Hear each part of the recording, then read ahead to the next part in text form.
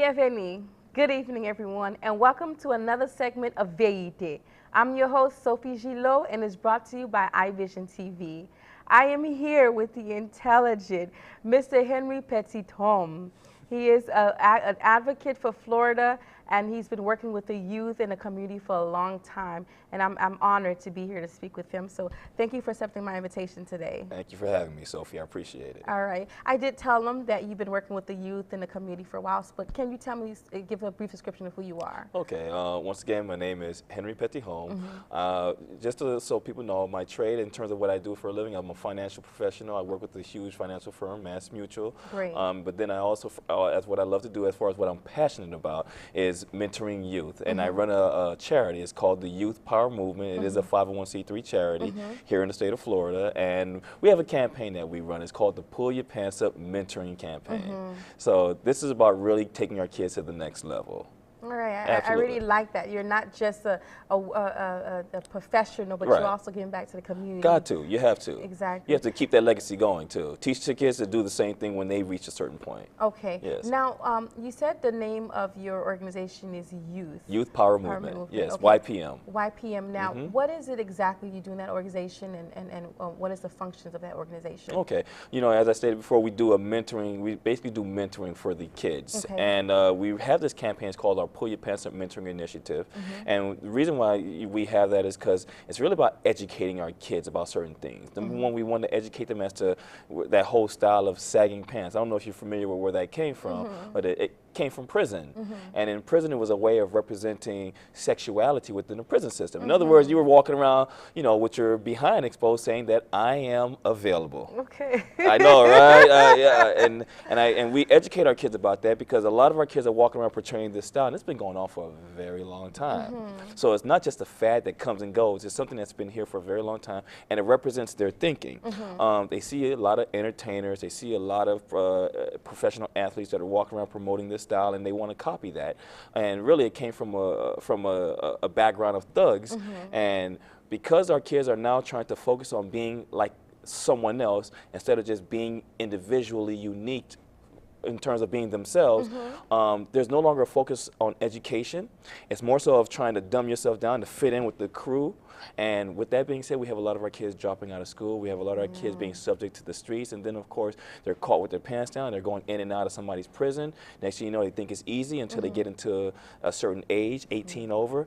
Now, when you get in trouble, guess what? You're no longer in that little juvenile detention. You're in that adult penitentiary walking around with your pants down then. And that's when you really figure out what that whole thing really means. Wow. So our Pull Your Pants Up Mentoring Initiative is about educating our kids about that, and then at the same time, taking their mentality to the next level.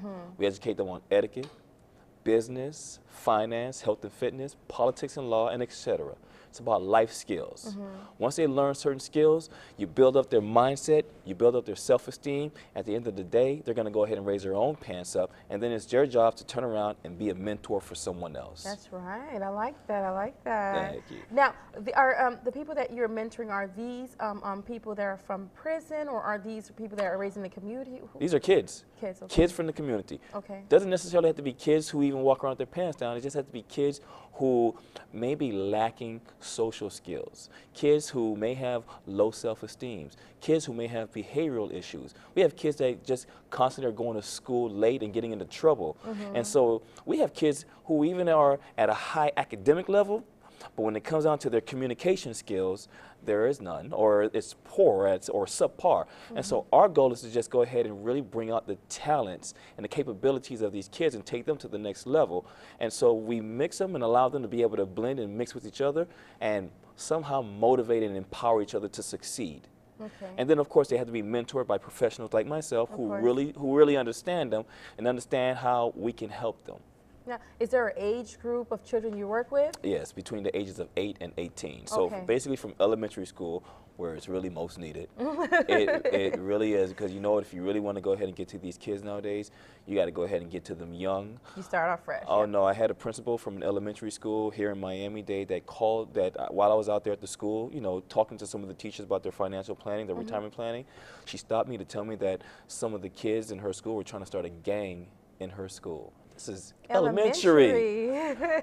At that point in time, Wow. I knew that we needed to go ahead and do something about it because where the school was located, it's basically a heavily gang-affiliated area. Of course. And so if the gangs outside of the school find out that there's some kids inside of the school trying to start a gang, what do you think they're going to do? Of course. They're going to get up in there, they're going to really show them how to run a gang, and next thing you know, you got a school that will not be able to operate or function properly in terms of educating the kids. So I got up in there with an assistant of mine, and we got up in there, we got the group of kids who were pretty much like the leaders of this gang, and we started asking them questions. What was the purpose of the gang? Where do you plan on taking this? They had no clue. Started flossing money, talking about money. What do you know about money? Nothing, other than you got it, you're going to spend it, and then you're going to go ahead and try to focus on making some more. But you're not really doing anything. You really want to learn something? Let me show you how money works. Let me show you how to really be a leader. Let me show you some simple things. Get some life skills first. Get some foundation as to what it really takes to be a man. And then from there, we can talk about how to build. And at that point, kids saw things totally different.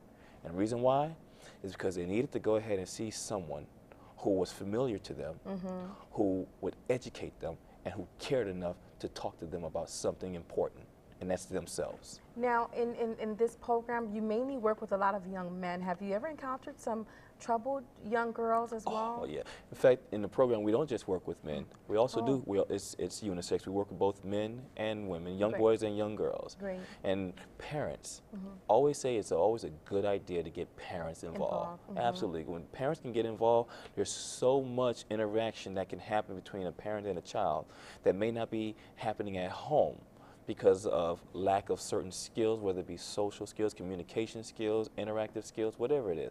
But by being in an environment where they get to start hearing and seeing how other kids are interacting with their parents, it allows them to really be able to open up and share a common bond that they may not have before. Okay. So always good to have parents involved as well. Yeah, that's very, very important. Yes. Now, I wanted to have the audience know what made you pick this? Why not become a, I don't know, what our island parents want, you have to be a doctor, or why this? Well, number one, in terms of my profession, I love being able to go ahead and educate people when it comes down to net worth and making their money grow and just doing the right things, because I know so many people in our community just lack that form of education.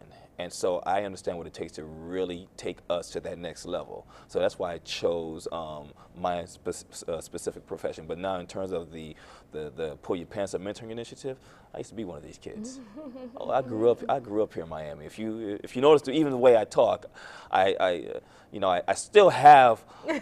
I do. I just can't help it. Yeah. You've been there. You've done that. Graduated. And I did graduate from that. And I thank my father a million times for just instilling a certain level of mentality into my mindset, and then putting me in a position whereby now I can turn around and give to these kids. And we need more mentors. We need more professionals to start thinking on that type of level. Once you reach a certain level of success, and you don't even have to reach that level, but just be able to be comfortable enough to whereby now you can turn around and be a mentor for someone else. All right. And it's not that hard. Okay, so we're going to return back to that one. Yes. That's a very touchy situation, so I want to make sure we touch base on that subject right there. Yes. We'll come right back. We're going to tune into some commercials. Don't go anywhere, parce que mapta noui.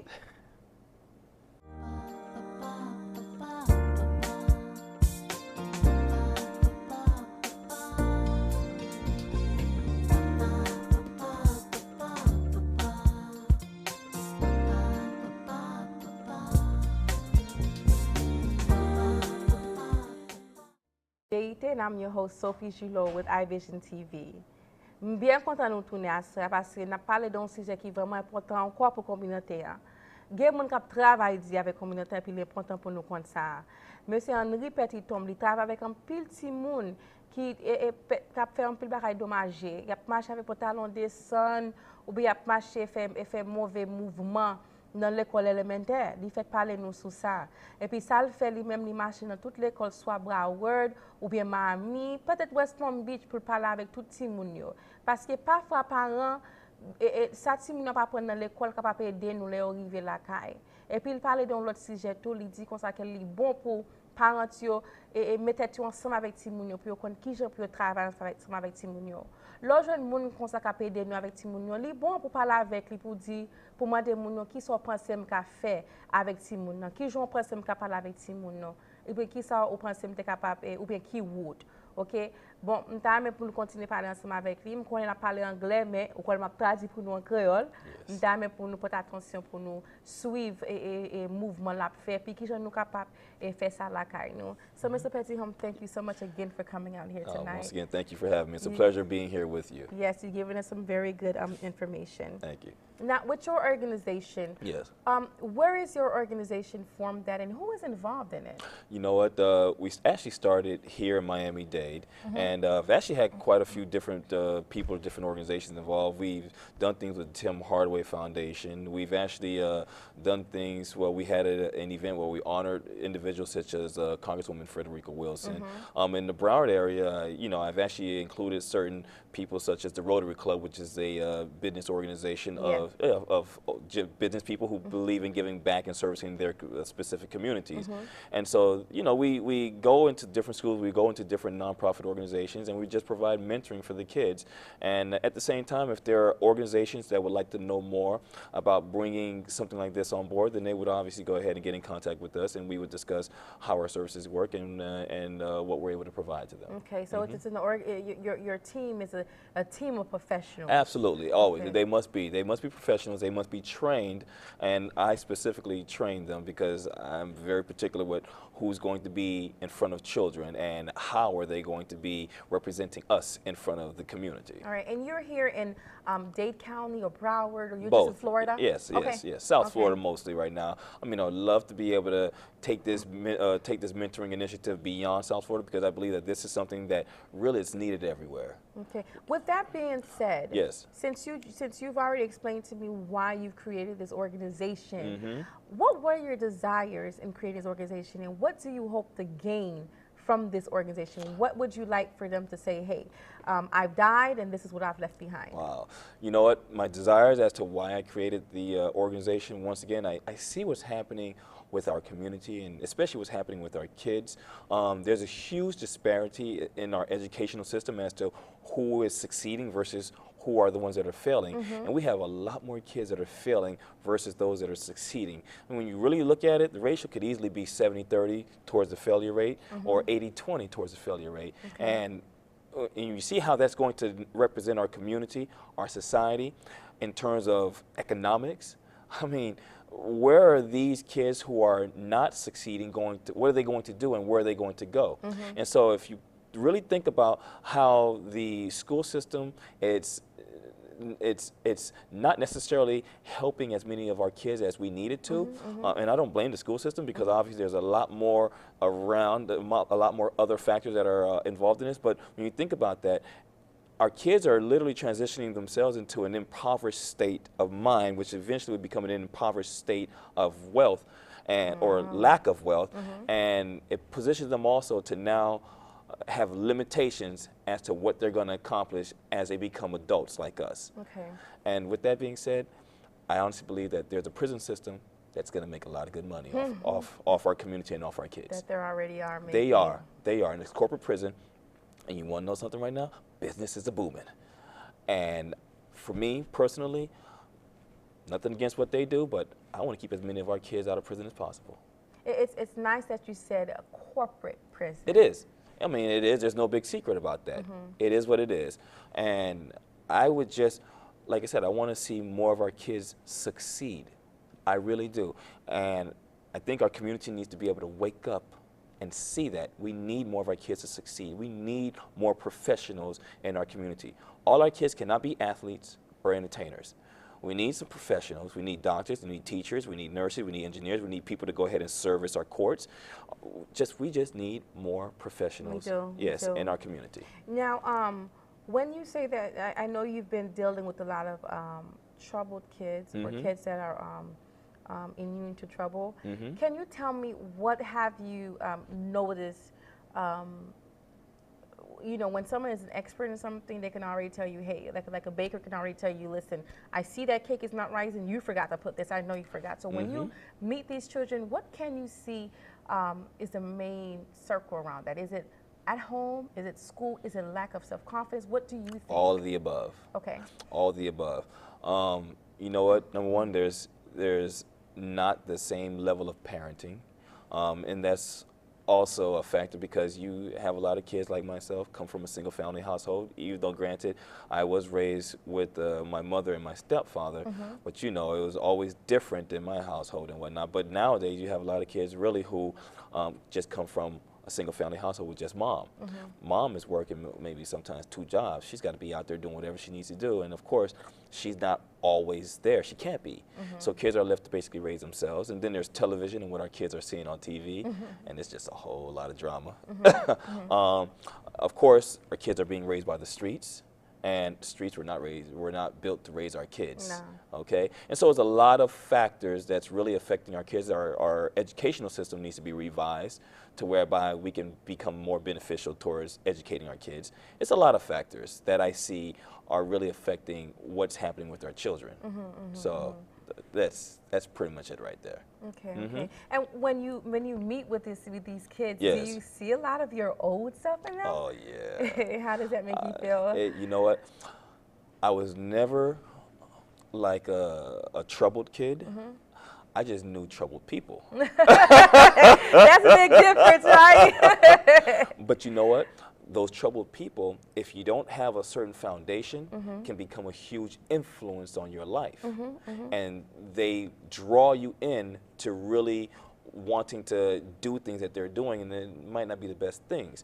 And so I see the same thing with our kids. They're not bad kids. They're really not. I mean, there are some bad kids out there. And you can see the difference between the bad kids and the ones who are just influenced. And the ones that are influenced, they just need guidance. That's it. They just need someone to teach them something, show them a better way, and provide them with some mentoring. I had a neighbor who just recently passed. 30 years, he raised me like he was my grandfather, and he taught me so much. And because we don't have that nowadays, that's what our kids are missing. It's that mentoring. Yeah, somebody who take time. Now, we've reached almost to the end of our segment. Yes. But I've always asked all my guests to leave a word of encouragement to our community. So can you leave a word of encouragement for us today? You know what? In speaking out to the community, I really wanted to go ahead and share this, that we as a community have so many resources at our disposal to really take our community to the next level. And because we don't come together and unite as a community to really utilize these resources properly, this is what's keeping us back, is ourselves. It's no other factors, no other people, there's no other force out there, it is us.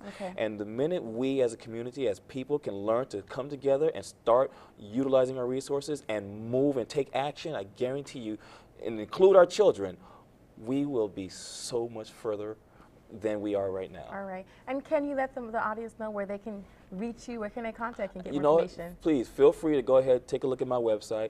That's helloypm.org. That's HELLOYPM.org. You can always go ahead and Google me, Henry Petit-Homme. I guarantee you'll find information about me and whatnot. And once again, just take a look at our website. That's helloypm.org. Thank you. Okay, well, thank you so much for being with us tonight. Thank you for having me. Merci. Thank you so much for tuning in to our show tonight. We will have information on www.ivisiontv.net. I'm your host, Sophie Gillot. Et bien content nous venir à vous connaître aimer tout temps pour information qui est important pour nous petit moun parce que quand petit moun yo ba nous en pile douleur, en pile problème, mais pas décourager. Grand pile bagaille de pour aider nous, pour aider parents parce que c'est vraiment important. Demain moun y a dou qui sorte facture moun pour l'op dit mon te porter charger bon Dieu dit ou te on te charger pour moi tout mais I didn't give up on you. M'te toujours kembo là. Thanks again for tuning in. I'm your host Sophie Gillot and you're watching iVision TV.